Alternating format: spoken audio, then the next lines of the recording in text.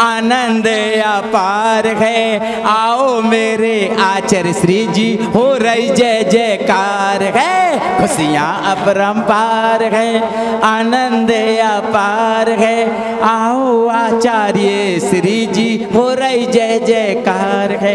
ऐसी जय जयकार की भावनाओं को लेकर उनके चित्र का अनावरण दीप प्रज्वलन करने के लिए हमारे नन्हे मुन्ने बालकों में से समकित भैया 5 लोगों को साथ में लाएं और साथ में हमारे सौरभ भैया धरनावदा, प्रदीप जी गांधी, हमारे मुकेश जी माडल जी कृपया आएं और आकर के आचार्य श्री जी के चित्र के समक्ष अजय जी कैंट वाले कृपया पधारें, प्रकाश जी कैंट वाले पधारें। पधार कर आचार्य महाराज के हम सबको अनुमोदना के माध्यम से पुनर्लाभ अर्जित करना है।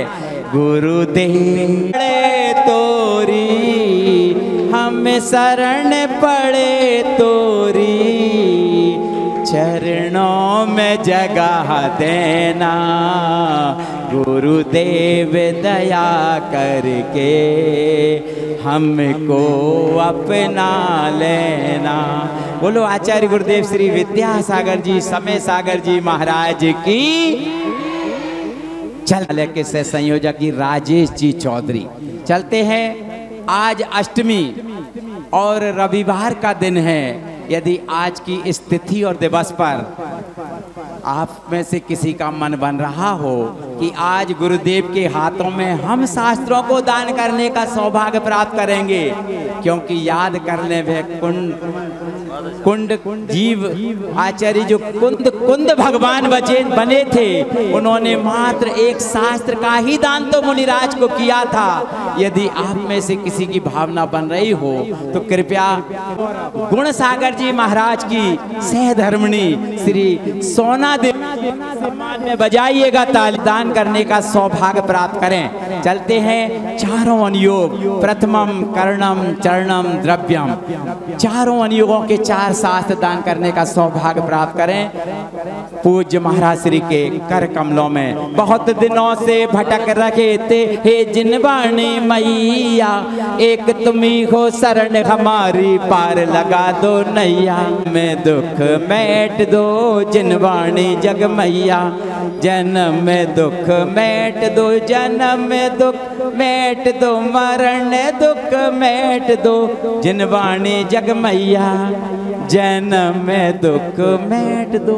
3 अनुयोग तो हो गए, लेकिन चौथा अनुयोग द्रव्यान योग कौन सौभाग्यशाली होगा?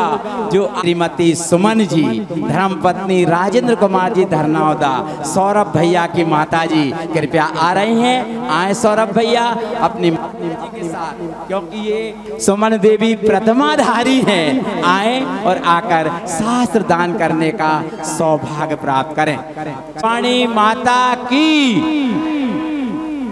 नमोकार मंत्र की महिमा चल रही है। उस महिमा कितनी ही बखान करें, हमारी पूरी जिंदगी व्यतीत हो जाएगी। करें ऐसी पवित्र भावना को लेकर विशाल जन समुदाय की ओर से पूज्य महाराज श्री के युगल चरणों में नमोस्तु अर्पित करते हुए प्रार्थना करते हैं, इस महामंत्र की महिमा बताने की कृपा करें। नमोस्तु महाराज श्री, नमोस्तु नमोस्तु। सभी लोग मान ले लेंगे, हाथ जोड़ लेंगे, हमारे साथ महामंत्र का श्रवण करेंगे। नमो अरहंताणं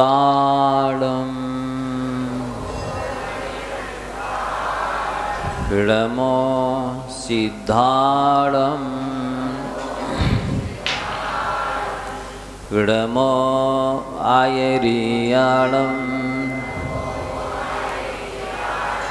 नमो वज्रायाणं नमो लोये शव्यसाहुणम्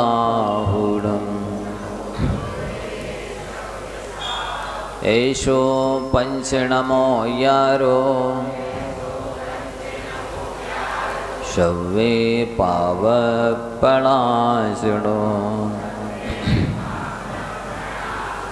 मंगलाणं च सव्येशिं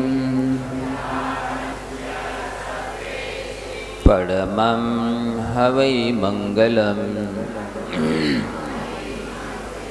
बोलिए त्रिकालवर्ती अनंत अनंत पंच परमेष्ठी भगवान की, मुलायक श्री चिंतामणि पार्श्वनाथ भगवान की, आचार्य भगवंत गुरुवर श्री विद्यासागर जी महाराज की, परम पूज्य आचार्य श्री समय सागर जी महाराज की, परम पूज्य महर्षि निर्दोष सागर जी महाराज की।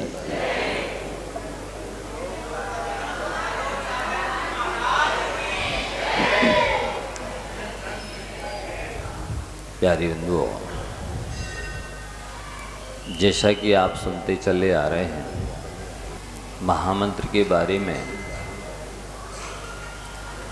अभी भी कई लोगों को विकल्प हो रहा होगा। इस काउंटिंग मशीन से जाप करेंगे तो मन तो लगेगा नहीं, है ना? आप लोग प्रश्न नहीं करते हैं, इसीलिए हम ही प्रश्न कर देते हैं और हम ही उत्तर दे देते हैं। कई लोगों को प्रश्न हो रहा होगा,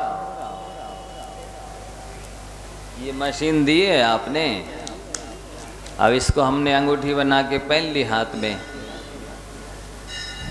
और हम जाप कर रहे हैं, और आपने बोला है कि चलते फिरते उठते बैठते, दुकान में, मकान में, ऑफिस में, गाड़ी में, शुद्धि में, अशुद्धि में, लेटे लेटे कभी भी कहीं भी कर सकते हो।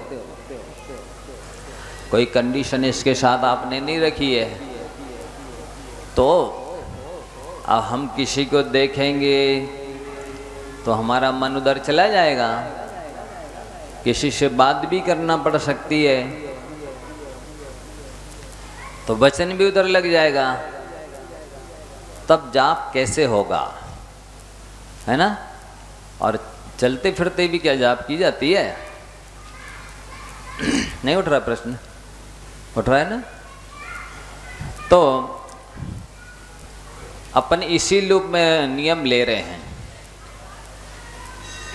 कि हम चलते फिरते उठते बैठते लेटे लेटे मॉर्निंग वॉक, इवनिंग वॉक में, जर्निंग, बेटिंग, मीटिंग में ही करेंगे, ऐसे नियम ले रहे हैं ना अपन। यदि आप ऐसा ले सकते हैं कि हम एक स्थान पर बैठ के ही करेंगे या जिनालय में बैठ के ही करेंगे तो और अच्छी बात है। हमने मना कब किया है कि आप बैठ के नहीं कर सकते हैं? बैठ के भी कर सकते, जिनालय में भी कर सकते, शुद्धि के वस्त्र पहन करके भी कर सकते, घर वाले में बैठ के करिए, हमें क्या दिक्कत है? अच्छी बात है, बहुत अच्छी बात। इसमें लिखा हुआ है उमा स्वामी आचार्य महाराज ने कि जो श्रद्धा से, विशुद्धि से, एकाग्रता से नमोकार महामंत्र की 1,00,000 माला फिरता है, 108 मंत्र की एक माला होती है, ऐसे ऐसी 1,00,000 माला करेंगे तो मंत्र हो जाएंगे 1,08,00,000। तो उन्होंने तो ये भी लिखा है कि फूलों से जो जाप करता है, एक बार नमोकार पढ़ा, एक फूल चढ़ा दिया, इस तरह से जितने बार मंत्र पढ़ेगा उतने बार फूल चढ़ाएगा। अब मान लो आप नहीं चढ़ाते हैं तो लौंग चढ़ा सकते हैं, अग्नि में लौंग खे सकते हैं, वो भी नहीं खेते हैं, सोने चांदी की फूल बनवा लीजिए, वो भी नहीं खेते हैं तो कोई बात नहीं है, मशीन ले लीजिए। श्रद्धा, विशुद्धि, एकाग्रता होनी चाहिए। कैसे? जैसे मान लो साधु तो अब पहने मतलब फूल चढ़ाएंगे नहीं, वो कोई भी फूल नहीं चढ़ाएंगे तो क्या उन्हें तीर्थंकर प्रकृति का बंधन नहीं होगा? नहीं, ये एक आलम्बन है आपकी मन को श्रद्धा से, विशुद्धि से, एकाग्रता रूप करने के लिए। ये साधन है, ये माध्यम है, ये आलम्बन है। आप श्रद्धा, विशुद्धि, एकाग्रता से जैसे भी करते हैं, बिना फूल के, लौंग के या जैसे भी, तो भी तीर्थंकर प्रकृति के बंध होने में कोई बाधा नहीं है। तो अपन ने इसी रूप में नियम लिया है कि हम चलते फिरते करेंगे, शुद्धि अशुद्धि में जैसी व्यवस्था में रहेंगे उसी रूप में करेंगे। दोनों हाथ में से किसी भी हाथ में ये मशीन पहन सकते हैं, किसी भी अंगुली में पहन सकते हैं, कोई नियम नहीं है कि इसी हाथ में या इसी अंगुली में पहनना है। अब प्रश्न ये था कि मन नहीं लगेगा, तो आपके पास 3 योग हैं, मनोयोग, वचन योग और काय योग। सभी बच्चे भी ध्यान से सुनेंगे। कितने योग हैं आप लोग के पास? 3 योग, मनोयोग, वचन योग और काय योग। तो आपको एक एक योग का 33% पुण्य लगना है। अब मान लीजिए आपका मन नहीं लगा तो 33% पुण्य माइनस कर दीजिए। 66-67% पुण्य तो फिर भी लगेगा। और चलो आप मान लो किसी से बात भी कर रहे हैं और आपका मन भी नहीं लग रहा, तो मन योग भी नहीं लग रहा है और वचन योग भी नहीं लग रहा, अब केवल क्या लग रहा है? काय योग। तो 66% तो कम हो गए। अब काय योग के कितने बचे? 33 से 34% बचे। तो हमें ये बता दीजिए कि विद्यार्थी 33% में फेल होता कि पास? क्या घाटा है आपको बताइए? घाटा तो कुछ भी कहीं से कहीं तक है ही नहीं। और दूसरी बात, अब कुछ लोग ये कहते हैं कि हम नियम नहीं लेंगे, नियम में नहीं बदलेंगे, हम तो ऐसे ही जाप करेंगे। उसका भी उत्तर सुन लीजिए। ऐसा है जैसे कोई व्यक्ति बैंक में पैसे जमा करता है, 2 लोग पैसे जमा करने गए। एक व्यक्ति ने सेविंग खाता में पैसे जमा किए और एक ने फिक्स्ड डिपॉजिट में पैसे जमा किए। दोनों ही ने 10 या 12 साल में निकाले पैसे। जिसने फिक्स्ड डिपॉजिट में जमा नहीं किए थे, सेविंग खाता में किए थे, उसने भी 10 या 12 साल में निकाले, और जिसने फिक्स्ड डिपॉजिट में जमा किए थे उसने भी निकाले। बताइए किसको कितने मिलेंगे? फिक्स्ड डिपॉजिट वाले को, एफडी बनाने वाले को तो लगभग दूने मिल जाएंगे, है ना? और सेविंग खाता वाले को थोड़ा बहुत नॉमिनल ब्याज मिल जाएगा। ठीक इसी प्रकार से नियम लेना तो ये एफडी बनाना है, फिक्स्ड डिपॉजिट में पैसे जमा करना है, और बिना नियम के जाप करना सेविंग खाता में पैसे जमा करने के समान है। और दूसरी बात यह है कि इसमें जब नियम टूटने का डर ही नहीं है, आप कभी कम मालाएं मंत्र जाप करें, कभी ज़्यादा करें, कभी बिल्कुल ना कर पाएँ व्यस्ततावश या बीमारी बस, तो भी नियम नहीं टूटने हैं, क्योंकि टारगेट जिंदगी भर का है। दूसरी बात, आपने मान लो नियम ले लिया कि नहीं हम अपने जीवन में 1 लाख माला नमो कर मंत्र की फेरेंगे, आप फेर भी रहे हैं, आपकी भावना भी फेरेंगे, नियम भी लिया है। अब आयु कभी भी पूरी हो जाए आपको तो पूरा पुण्य मिलेगा। क्यों मिलेगा? इसलिए कि आपने तो नियम लिया था, आपकी भावना थी, आप फेर भी रहे थे, आयु पूरी होगी, आपकी कोई गलती नहीं। पहले ही से बोला जा रहा है कि कभी भी आयु पूरी हो जाए आपको पूरा पुण्य मिलेगा, उसमें नियम टूटने का डर नहीं रहेगा। तो जब हम इसी विधि से नियम ले रहे हैं कि चलते फिरते करेंगे, उठते बैठते करेंगे, शुद्धि में करेंगे, तो इसमें वो तो माला कहलाएगी। जब कहलाएगी जिस विधि से लेंगे उस विधि से माना जाएगा ना। और यदि आप बैठ कर के शुद्धि से, मर्यादा से मंदिर जी में करते तो बहुत अच्छी बात है। अब एक संस्मरण सुन लीजिए, फिर कथानक भी सुनाएंगे। आचार्य पूज्य ज्ञान सागर जी महाराज जी को तो जानते ही अपन सब, है ना? आचार्य श्री के गुरु थे। तो उनके संग में 3 बाबा जी थे, बाबा भूरामल जी, बाबा राजमल जी, बाबा सूरजमल जी। वो तीनों ब्रह्मचारी जी बाबा महाराज जी के, आचार्य शिव सागर जी महाराज जी के संग में रहते थे। एक बार बाबा राजमल जी कहीं ट्रेन से यात्रा कर रहे थे, तो माला बैठे बैठे माला फेरते हुए जा रहे थे। एक तांत्रिक मांत्रिक योगी आया, उसने अपने तंत्र मंत्र के बल पर ट्रेन का एक पूरा डिब्बा खाली कर दिया, पर उसके तंत्र मंत्र का बाबा जी पर कोई प्रभाव नहीं पड़ा। वो जाप कर रहे थे, बैठे रहे। वो आया और कहता है उठो। बाबा जी ने कहा क्यों उठे भाई, हमारे पास तो रिजर्वेशन है। वो कहता है देखता हूँ, और डिब्बे के बाथरूम में गया, और बाथरूम में जाकर के उसने अपनी विद्या का प्रयोग किया।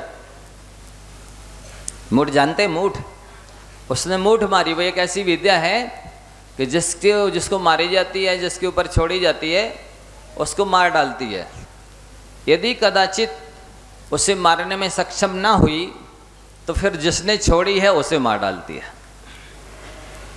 ये उस विद्या का नियम है। तो इस योगी ने पूरी शक्ति के साथ बाबा जी को मारने के लिए मूठ मारी, विद्या छोड़ी। तो बाबा जी अपने बैठे सहज भाव से, उन्हें तो कुछ पता नहीं था, जाप कर रहे थे।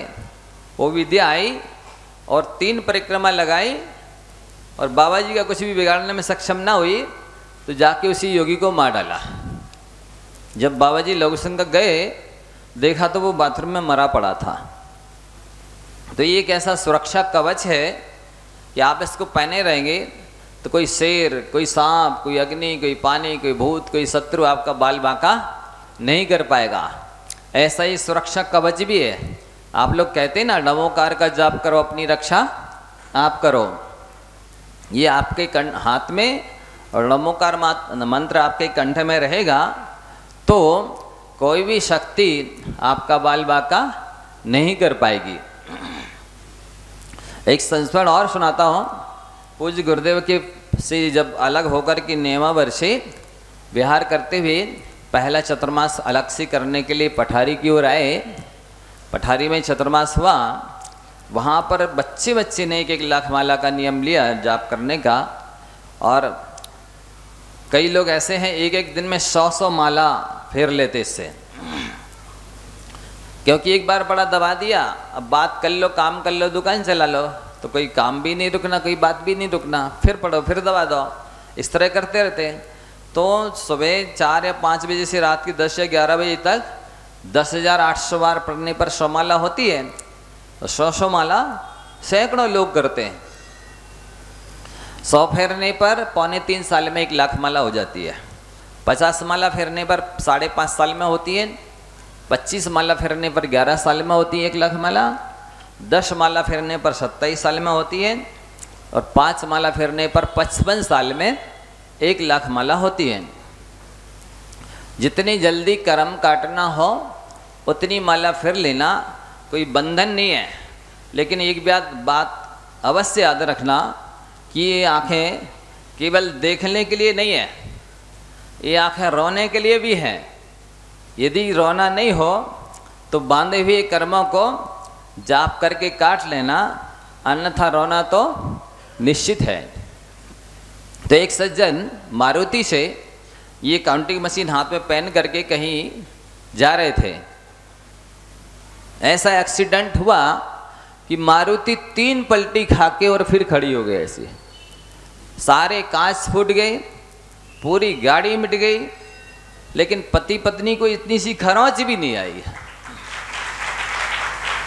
और तो और उनका नाश्ता भी नहीं गड़बड़ हुआ, यहाँ तक कि पानी भी नहीं लुढ़का। और वो अभी भी सज्जन है पठारी में। तो ऐसे ऐसे सैकड़ों संस्मरण इसके बारे में है।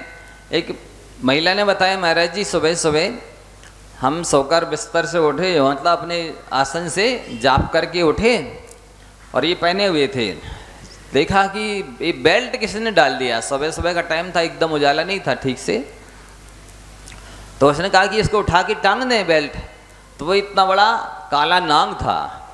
तो ये काउंटिंग मशीन पहनी थी, तो धीरे से तुरंत वो नीचे को, फर्स्ट फ्लोर की बात है, नीचे जो उतर चला गया। उस सांप ने कुछ भी नहीं बिगाड़ा, चाहता तो वो काट देता लौट के, एकदम से पास ही पहुंच गई थी एकदम उठाने के लिए। तो ऐसा ये सुरक्षा कवच है। ऐसे कई लोगों ने बताया, महाराज जी हम इस मशीन को पहने जा रहे थे, 2 बैल इतनी तेजी से लड़े, मेरे एक बेतिया का अंतर रह गया था, वो धक्का मारते हम कुचल जाते, मर जाते, पर इसकी वजह से हमारा कुछ भी नहीं हुआ। तो ऐसे अनेकों संस्मरण हैं इसके बारे में। और शास्त्रीय कथानक तो गिनती नहीं कितने हैं। एक कथानक आपको सुनाते हैं। कथानक उस समय का है जब श्री राम लक्ष्मण अयोध्या में राज्य कर रहे थे। नगर के बाहर महेंद्रोदय नामक उद्यान में शकल भूषण केवली भगवान आकर विराजमान हुए। राम लक्ष्मण आदि सभी राजा लोग बहुत ही श्रद्धा भक्ति विनय के साथ में सकल भूषण केवली महाराज के दर्शन बंदन पूजन करने के लिए गए। दर्शन पूजन बंदन करने के बाद विभीषण ने पूछा कि भगवान क्या कारण है 1000 अक्षौहिणी प्रमाण सेना का अधिपति सुग्रीव राम का स्नेह भाजन कैसे बना। सकल भूषण केवली ने अपनी दिव्य ध्वनि में बताया कि इसी भरत क्षेत्र के श्रेष्ठपुर नामक नगर में राजा छत्रछाय और देवदत्ता नाम की रानी रहती थी। उसी नगर में पद्मरुचि नाम के सेठ रहते थे। एक बार वो पूजन करके अपने घर की ओर आ रहे थे कि रास्ते में क्या देखते हैं, 2 बैल आपस में लड़े और लड़ने की वजह से एक जो कमज़ोर था वो जाके कीचड़ में गिर गया और इस तरह बुरी तरह फंस गया कि उठने में सक्षम नहीं हुआ। तो वो पड़ा मरणासन्न अवस्था को प्राप्त हो गया था। पद्मरुचि सेठ ने आकर के उसको जब देखा कि ये बचेगा नहीं, बचाना संभव न हुआ, तो महामंत्र नमोकार उसके कान में सुनाया और जिसके प्रभाव से वो बैल मर कर के उसी चक्रपुर के राजा वृषभध्वज और रानी देवदत्ता के पुत्र हो गया, राजपुत्र उत्पन्न हो गया। छत्रछाय और देवदत्ता के राजपुत्र वृषभध्वज हुआ। और जब आगे चल करके वो राजा बना तो हाथी पर सवार होकर के वन की सैर करने के लिए जा रहा था। घूमते हुए जैसे ही उस स्थान पर पहुंचा जहां वो बैल मरण को प्राप्त हुआ था, तो उसे तत्काल जाति स्मरण हो गया। और जैसी जाति स्मरण हुआ तो उसको मूर्छा आ गई। जब मूर्छा दूर हुई तो वो घर अपने वापिस आया। उसे चिंता हुई कि अरे मैं तो बैल की प्रवाह से आया हूँ, यहाँ राजा बना हूँ, राजपुत्र बना हूँ। मुझे पता लगाना है कि मुझे किसने नमोकार सुनाया था बैल की पर्याय में। तो उसने एक बहुत भव्य और दिव्य जिनालय बनवाया और उस जिनालय के अंदर दीवार पर एक ऐसा चित्र बनवाया कि जिसमें कीचड़ में बैल फंसा हुआ पड़ा है मरणासन्न अवस्था में और कोई व्यक्ति उसे नमोकार मंत्र सुना रहा है। और एक चतुर व्यक्ति को उस चित्र के पास बिठा दिया और कहा कि जो इस चित्र को गौर से देखे उसको मेरे पास ले आना। कहा ठीक है। बहुत दिन हो गए थे, तो जैसे ही पद्मरुचि सेठ जिनालय में दर्शन करने गए और देखा दीवार पर चित्र बनाए तो एकदम चौंक गए। अरे ये बैल का चित्र बना है, इससे कोई नमोकार मंत्र सुनाया, वो तो मैं ही था, मैंने नमोकार मंत्र सुनाया था बैल को। बस जैसे ही गौर से देखा कि उस राज कर्मचारी ने कहा भाई साहब आपको हमारे राजा याद कर रहे हैं, आप राज दरबार में चलिए। क्यों भाई, मेरे से क्या गलती हो गई? नहीं नहीं, वो आपसे मिलना चाहते हैं। जैसे ही पद्मरुचि सेठ राज दरबार में गए तो वृषभध्वज राजा ने नीचे सिंहासन से उतर करके और पद्मरुचि सेठ के चरण स्पर्श किए, उठाकर गले से लगाया और सिंहासन पर बिठाया और बोले कि आप उसे क्यों देख रहे थे चित्र को गौर से? तो पद्मरुचि सेठ बोले कि मैंने एक बैल को नमोकार मंत्र सुनाया था, मुझे जिज्ञासा हो रही कि वो जीव उत्पन्न कहाँ हुआ है। जैसे आपने नमोकार सुनाया था, बड़ी कृपा की, कहाँ मैं पशु की पर्याय में था और आपने नमोकार मंत्र सुना करके मुझे यहाँ राजा बना दिया है। अब आप ऐसा कीजिए, कृपा करके आधा राज्य आप ले लीजिए। और वृषभध्वज राजा ने पद्मरुचि सेठ को आधा राज्य देकर अपने जैसा बना लिया। आगे कौन हर कर ले गया है, कहाँ ले गया है। तब फिर बाली और सुग्रीव ये दोनों भाई थे। रावण ने कहा कि आप हमारी अधीनता स्वीकार करें, अन्यथा देश छोड़कर राज्य छोड़कर चले जाएं। अधीनता स्वीकार करना था मतलब रावण को प्रणाम करना था और अपनी बहन को रावण के लिए विवाहना था, देना था। तो बाली ने कहा ये निकृष्ट काम तो मैं तो नहीं करूँगा। देवशास्त्र गुरु को छोड़कर मैं किसी को प्रणाम करने वाला नहीं हूँ।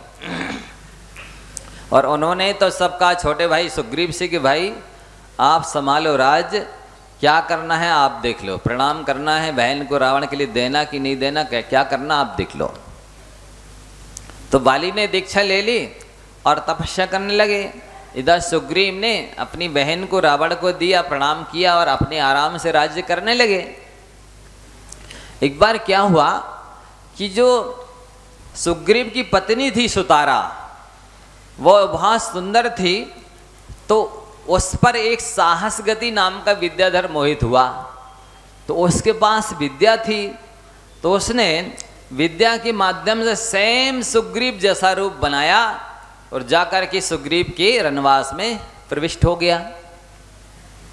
जैसे ही सुतारा ने देखा, अरे इसमें तो महापुरुष के लक्षण नहीं दिख रहे, मेरे पति में तो श्रीवत्स आदि अच्छे अच्छे लक्षण हैं, ये सेम तो दिख रहा है पर वो लक्षण इसमें नहीं दिख रहे हैं।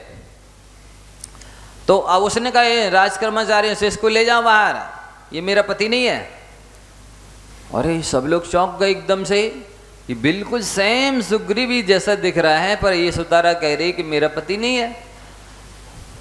अब इतने में जो वास्तविक सुग्रीव था वो बाहर से कहीं गया था, तो आया, रनवास में देखा शोक टाइप का छाया है, सन्नाटा छाया है, कहीं कोई संगीत नहीं, कोई हर्ष उल्लास नहीं। पूछा तो कि ऐसी ऐसी स्थिति घट गई है। अब सुग्रीव धर्म संकट में पड़ गया, क्या किया जाए। यदि मैं जाता हूं तो सुतारा ने कह दिया है कि यदि मेरे पास आए तो इसको जान से मार डालना। अब मैं जाऊंगा तो ऐसा ना हो कि ये मुझे ही मार डाले।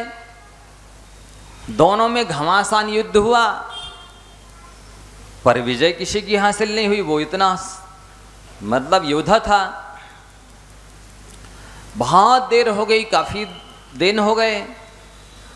अब सुग्रीव सोचने लगा किससे सहारा सहयोग लिया जाए। रावण से लेता हूँ, वो मानी है, देगा कि नहीं देगा। विचार करते करते ध्यान में आया, अरे रामचंद्र जी मेरे जैसे ही परेशान हैं, उनकी भी पत्नी हरी गई है और मेरी भी पत्नी पर कोई अधिकार करना चाह रहा है, मैं जाता हूँ राम के पास। तो सुग्रीव अपनी पूरी सेना लेकर के श्री रामचंद्र जी के पास आए, सारा हाल सुनाया। रामचंद्र जी को लगा अरे ये तो और मेरे से ज़्यादा दुखी है, मेरी तो पत्नी कोई ले गया पता नहीं, पर इसकी पत्नी इसके घर में है, इसके बाद भी ये पास में नहीं जा पा रहा। तो रामचंद्र जी ने कहा ठीक है, निश्चिंत रहो, मित्रता स्थापित की और मैं आपको इस समस्या से निजात दिला दूंगा।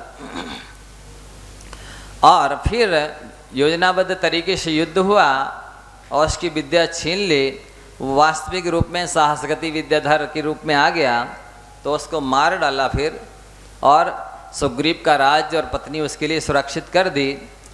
सुग्रीव भूल गया, राजभोग में मग्न हो गया। रामचंद्र जी दुखी हो रहे कि अभी तक पता लगा कि नहीं लाया सुग्रीव, क्या हुआ। लक्ष्मण गया और सुग्रीव को फटकारा, ये दुष्ट पापी, श्री राम भगवान परेशान हो रहे, दुखी हो रहे हैं, तू अपनी स्त्री और राज्य को पाके भूल गया। उसने कहा मेरे से एक गलती हो गई है, एक बार क्षमा कर दो। सुग्रीव को क्षमा किया। फिर उन्होंने अपने विद्याधरों को देश देशांतरों में भेजा। तो कहने का तात्पर्य यह है कि उस बैल की अवस्था में नमोकार सुनाया था, तो अपनी स्त्री को पाकर के बाद में राज करने के बाद दोनों ही मुनि बने। राम, हनु, सुग्रीव, सुडील, गए, गवाख, नील, महानील, कोड 99 मुक्ति पयान, तुंगी गिरी बंदो धरि ध्यान। तो वो दोनों महामंत्र के प्रभाव से मोक्ष को प्राप्त हुए। वहाँ पद्मरुचि शेठ की अवस्था में भी उन्होंने बैल को नमोकार सुनाया। और जब सीता हरी गई और जो जटायु पक्षी था, जो कि सीता उसके पास साथ ही पास में रहता था, क्योंकि उसके साथ एक घटना घटी थी। पहले जब राम, लक्ष्मण, सीता विहार करते हुए दंडक वन में पहुँचे और वहाँ उन्होंने अपना निवास बनाया और वहाँ वो रह रहे थे कि अचानक एक दिन उनका मन हुआ कि पड़गाहन करना है। सीता ने कहा आज तो अपन को आहार दे करके आहार करना है। रामचंद्र जी बोलते यहाँ दंडक वन में कहाँ तुझे अतिथि मिलेंगे, साधु मिलेंगे, नहीं नहीं आज तो आहार देना। ऐसी चर्चा चल ही रही थी कि ऊपर से 2 रिद्धिधारी चंद्रधारी महाराज आ जाते हैं और कहती सीता देखो देखो वो आ रहे। तो रामचंद्र जी कहते तुझे सपने तो नहीं आ रहा है, कोई बाय तो नहीं लग गई है, यहाँ घनघोर जंगल में कहाँ राम आएंगे, मुनि महाराज आएंगे आहार के लिए। लेकिन वो देखा पास में ही आ गए। तो राम सीता ने दोनों रिद्धिधारी मुनिराजों का पड़गाहन किया, पाद प्रक्षालन किए, बाहर ऊंचे स्थान पर गंधोदक रख दिया था। ऐसा नहीं करते कि पाद प्रक्षालन किया और थाली को कहीं टेबल के नीचे खिसका दिया या बाहर कहीं भी जहाँ जूते उतारते वहाँ रख दिया, ऐसा नहीं किया। कई अविवेकी ऐसा करते हैं। क्या आप लोग अभिषेक करने के बाद गंधोदक को ऐसे ही करते हैं, बाहर रख देते, टेबल के नीचे रख देते कि टेबल के ऊपर रखते हैं? पंच परमेष्ठी का गंधोदक बराबर माना जाता है, उतनी ही विनय से पूज्य होता है और लगाने लायक होता है। उसमें रोग शोक नष्ट करने की क्षमता तो होती ही है, जन्म जन्म की जन्म जरा मरण रूपी रोगों को नष्ट करने की भी क्षमता होती है। इसलिए बड़ी विनय से गंधोदक को श्रद्धा भक्ति लगाना चाहिए माथे पर और उच्च स्थान पर रखना चाहिए। तो उन्होंने बाहर उच्च स्थान पर रख दिया। अब हुआ ऐसा कि गुप्ती से गुप्ती महाराज का आहार चल रहा था, ऊपर एक गिद्ध पक्षी, जानते हैं कितना पापी जीव होता है, मांसाहारी होता है, वो देख रहा था आहार और देखते देखते एकदम नीचे उसको जाति स्मरण हो गया। जाति स्मरण क्या हुआ कि अरे मैं तो पहले यहाँ दंडक नाम का राजा था और विशाल मेरा ये राज्य था, मैंने खोटी संगति में पढ़ करके जैन मुनियों से दोष रख करके 500 मुनियों को घानी में पिलवा दिया था। उस भयानक पाप के कारण मरकर सप्तम नरक गया। वहाँ से निकला, राघव मच्छ बना, फिर मरकर सप्तम नरक गया। ऐसे जन्म मरण करते हुए वचनातीत कष्ट सहन करते करते करते अनंत भवों के बाद ये गिद्ध पक्षी हुआ हूँ।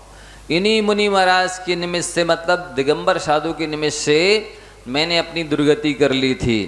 आज अहो भाग्य है मैं अपनी जन्म सुधारता हूँ। ऐसा विचार करके वृक्ष से धड़ाम से नीचे गिरा। रवि शरणाचार्य महाराज जी लिखते हैं कि जंगल के हाथी तक डर गए। ऐसे वो गिरा और आकर के उसने उस गंधोदक को पी लिया, ऐसे अपने लौट गया उसमें, तो उसका पूरा शरीर स्वर्णमयी हो गया, चोंच मूंगा की तरह हो गई, उसके पंजे मूंगे की तरह हो गए, बिल्कुल एकदम सुनहरा आकर्षक बन गया। आहार के बाद मुनि महाराज जब बाहर निकले तो वो चरणों में लौट गया। सीता ने बाण से हटाया कि कितना ढीठ पक्षी है ये, मुनि महाराजों को उपसर्ग कर रहा है। मुनि महाराज जाके थोड़ा सा आगे एक समतल शिला पर विराजमान हो गए। वो पक्षी भी पास में पहुंच गया, राम सीता भी गए।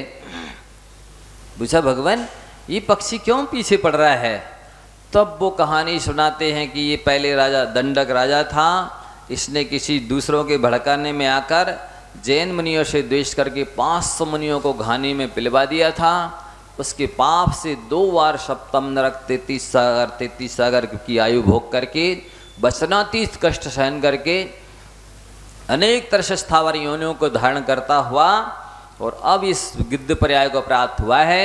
इससे जाति स्मरण हो गया है, इसलिए अब ये रो रहा है, पश्चाताप हो रहा है इसे। तो उन गुप्ती सगुप्ती महाराज ने धर्मोपदेश दिया, उसको सम्यक दर्शन हो गया। बंधुओं देखिए, गिद्ध की पर्याय में साधुओं की संगति से धर्मोपदेश से उसे सम्यक दर्शन हो गया। 5 अणुव्रत उसने ग्रहण कर लिए और व्रती बन गया, पंचम गुण स्थान हो गया। अब गुप्ती सगुप्ती महाराज बोले कि सीते ये व्रती है, अब इसको शुद्धि का भोजन कहाँ मिलेगा यहाँ जंगल में, इसलिए आपका कर्तव्य है इसको शुद्धि का भोजन कराना। सीता ने कहा जो आज्ञा गुरुदेव, आज से आपकी आज्ञा का पालन होगा। और उस जटायु पक्षी को अपने साथ ही रख लिया। अब जो शुद्ध भोजन वो अपने लिए बनाते थे, वही शुद्ध भोजन उस अणुव्रती, श्रावक शब्द लिखा है आर्य भीषण आचार्य महाराज ने, उस पक्षी को पंचन गुणस्थानवर्ती को भी कराते थे। जगह जगह बैठ करके जब वो भजन आरती इत्यादि गाते थे, जटायु पक्षी उसका नाम रख दिया था जटायु, वो नृत्य करता था, मनोरंजन करते थे, भजन धर्म ध्यान करते थे। ऐसे समय निकलता गया और इसी बीच जब रावण, कथा बहुत प्यारी है लेकिन उसको संक्षेप में सुना रहे हैं हम आपको सारभूत, कि रावण आया जब लक्ष्मण का खरदूषण से युद्ध चल रहा था तो खरदूषण की मदद करने के लिए आया था, लेकिन जैसे ही वहाँ पर सीता को बैठे हुए देखा तो एकदम सब कुछ भूल गया और ये कौन है कैसा है अपनी अवलोकनी विद्या के माध्यम से सारा वृत्तांत जान लिया। इनका भाई राम है, इनका भाई लक्ष्मण युद्ध करने गया है और ये सीता है, और वो बोल गया है कि यदि कोई हम पर कष्ट आएगा तो हम क्या करेंगे, हैं क्या बोलते उसको, नाद करेंगे, सिंहनाद नहीं कोई उसका और नाम मुझे याद नहीं आ रहा, हाँ सिंहनाद करेंगे कि हम अपना संकेत करेंगे, उसको सुन करके आप आ जाना। तो उसने रावण ने अवलोकनी विद्या के माध्यम से जान लिया, तो बस उसने सिंहनाद कर दिया, भैया भैया भैया बचाओ बचाओ बचाओ। रामचंद्र जी ने ये शब्द जैसे ही सुने तो आकुल व्याकुल हो गए, लक्ष्मण पर विपत्ति आ गई है। तो वो फूल की मालाओं से सीता को ढककर और बोल गए कहीं जाना नहीं, मैं अभी आता हूँ। जैसे ही उस तरफ गए, रण क्षेत्र में पहुँचे कि यहाँ पर वो लक्ष्मण ने देखा, अरे आप गलत आ गए, ज़रूरत नहीं थी मुझे आपकी, आप जल्दी जाइए कुछ गड़बड़ हो जाएगा। इधर रावण आया और सीता को उठाया, पुष्पक विमान में बैठाया। उस जटायु पक्षी ने कृतज्ञतावश, ये मेरे स्वामी की पत्नी है, और पूरी शक्ति से रावण का प्रतिकार किया, चोंचों से, पंजों से, पंखों से उसे घायल कर डाला। रावण ने कहा कि ये तो विघ्न बन जाएगा, अंतराय बन रहा है, इतने में गड़बड़ ना हो जाए। तो एक झापड़ उसने मारा पक्षी को, धड़ाम से नीचे गिर गया। अब वो मरणासन्न अवस्था को प्राप्त हो गया। उधर रामचंद्र जी जब लौट करके आए, देखा तो सीता गोल, एकदम मूर्छित हो गए। जैसी मूर्छा टूटी तो इधर उधर खोजते खोजते खोजते देखते हुए देखा तो ये जटायु पक्षी मरणासन्न अवस्था में पड़ा है। तो सबसे पहले इन्होंने धैर्य धारण करके उस पक्षी को नमोकार मंत्र सुनाया। नमोकार मंत्र के प्रभाव से जहाँ पर कृतांत वक्त सेनापति मुनि बन करके तपस्या करके छठवें स्वर्ग में उत्पन्न हुआ, वहीं वह जटायु पक्षी का जीव नमोकार मंत्र सुन करके उत्पन्न हुआ। तो यहाँ उन्होंने पद्मरुचि सेठ की पर्याय में बैल को सुनाया, तो वो जीव भी काम में आया और बाद में मोक्ष गया। यहाँ जटायु पक्षी को समाधि कराई सुनाया, तो ये तो रामचंद्र जी सुनाने वाले मोक्ष गए, वो भी आगे जा कर के मोक्ष जाएगा जटायु पक्षी का जीव। तो बंधुओं, महामंत्र की महिमा तो क्रम से आप जितने दिन सुनना चाहें सुन सकते हैं, इतनी महिमा है। वस्तु तो आपको केवल सुनना नहीं है, पंच परमेष्टि की श्रद्धा करना है। ये श्रद्धा ही सम्यक दर्शन है, यही मोक्ष का उपाय है, मोक्ष का मार्ग है। आपको इतना सहज सरल साधन दिया है, आपका कोई काम नहीं रोकेगा, कोई बात नहीं रोकेगी। और 100 माला लोग कर लेते, दुकान चला लेते, बच्चे संभाल लेते, घर के काम कर लेते, सजगता हो, श्रद्धा हो, जागरूकता हो तो सब हो सकता है। पानी इसमें नहीं जाना चाहिए, अन्यथा ये बंद हो जाती है, धूप रखने पर चालू हो सकती है। तो जिसने भी नियम नहीं लिया हो वो निशंक होकर इस विषय में अपनी बुद्धि न लगाए एक्स्ट्रा, जिसे डेढ़क्कल कहते हैं, लगाने की ज़रूरत नहीं है। आप हमारी बुद्धि से काम करिए, आपका कल्याण होगा। अपनी बुद्धि अन्यत्र दूसरे कामों में उपयोग कर लेना। 9 बार नमोकार मंत्र पढ़ के 1 लाख माला का संकल्प करें। ये पुस्तक और ये मशीन ये आपको बताया गया, पहले फिर से सुन लें। इसमें लगभग 100 प्रमाण दिए हैं शास्त्रों के नमोकार मंत्र की महिमा से संबंधी, जिसे आप पढ़ेंगी तो आपकी अनंत गुणी श्रद्धा बढ़ जाएगी। 1 दूसरा, इसमें पीछे कोरे कागज हैं, तारीख डली है, तो आप दिन भर में चलते फिरते अशुद्धि अशुद्धि में जितने 1000 मंत्र पढ़ लेते हैं, इसमें 2 अक्षर लिख दें कि 10,000, 8,000, 5,000, 12,000 जितने ही पढ़े, और छोटे इस स्विच से रीसेट कर दें, 0 आ जाएगा। और तीसरा ये है, इसमें ये पंचतीर्थ का चित्र है जिसे चारों धाम कह सकते, इतना बड़ा बनवाइए 4, और घर की अंतिम चारों दीवालों में लगा लीजिए। सारे वास्तु शास्त्र संबंधी दोष दूर होते हैं, सारे विघ्न दूर रहते हैं और दर्शन होते रहते हैं। इसमें आप लिखते रहें, और साथ ही चिंता नहीं है इसमें नियम टूटने की, इसलिए ये नियम तो ले ही लेना चाहिए। इससे सरल आत्मकल्याण का पूरे शास्त्र में 200-300 शास्त्र तो पढ़े होंगे, दूसरा सरल कोई उपाय मुझे नहीं मिला कि जिसके द्वारा ये जीव अपना कल्याण कर सकता है। और इतनी बड़ी बात लिखी है कि जिसने अपने जीवन में हजारों पाप किए हों, सैकड़ों पशुओं को मार के खा गए हों, ऐसे मांसाहारी जीव भी यदि मरते समय नमोकार मंत्र सुन लें तो वे भी स्वर्ग में रिद्धिधारी देव होते हैं। तो जीवन भर में अनादिकाल से जितने भी अज्ञान प्रमाद से पाप आपसे बन गए हों अज्ञान से, वे सारे पाप नष्ट करने की क्षमता इसके अंदर है। शास्त्र में यहाँ तक लिखा है कि मान लो किसी ने जहर खा लिया आत्मघात करने के लिए, और मरने के पहले उसे आत्मबोध हो जाए कि मैंने गलती कर दी, तो वो अपने इस पाप की निंदा कर आलोचना कर लेवे और नमोकार मंत्र पढ़ करके यदि प्राण छोड़ता है तो वो भी स्वर्ग में जाता है, अनंत संसारी नहीं होता। ऐसी इस महामंत्र की महिमा है। क्या सुना आपने? आत्मघात करने के लिए जहर खा लिया था, और मरने के पहले बुद्धि आ गई कि मैंने गलत कर लिया, और उसकी निंदा कर आलोचना कर ले, पश्चाताप कर ले और नमोकार मंत्र पढ़ के मरे, तो वो भी स्वर्ग में जाएगा, रिद्धिधारी देव होगा और अनंत संसारी नहीं होगा। ऐसी इसकी महिमा है। बताना बहुत है लेकिन समय बहुत जल्दी हो जाता है, इसलिए जो नियम नहीं लिया है भी ले लेवे, और काउंटिंग मशीन ले लें, बिना नियम के ना लें, जो नियम ना ले उसके लिए भी ना लें। दूसरा ये आराध्य सूत्र जो है, जो लोग रह गए हों वो भाग ले लेंगे, 1 लाइन 2 लाइन 4 लाइन 5 लाइन जितना भी टाइम हो उसको आप पढ़ते रहेंगे। ये 2 चीज़ें आप अपने जीवन में ले आएंगे, आपका कल्याण निश्चित रूप से होगा। इसी भावना के साथ मैं अपनी वाणी को विराम देता हूँ।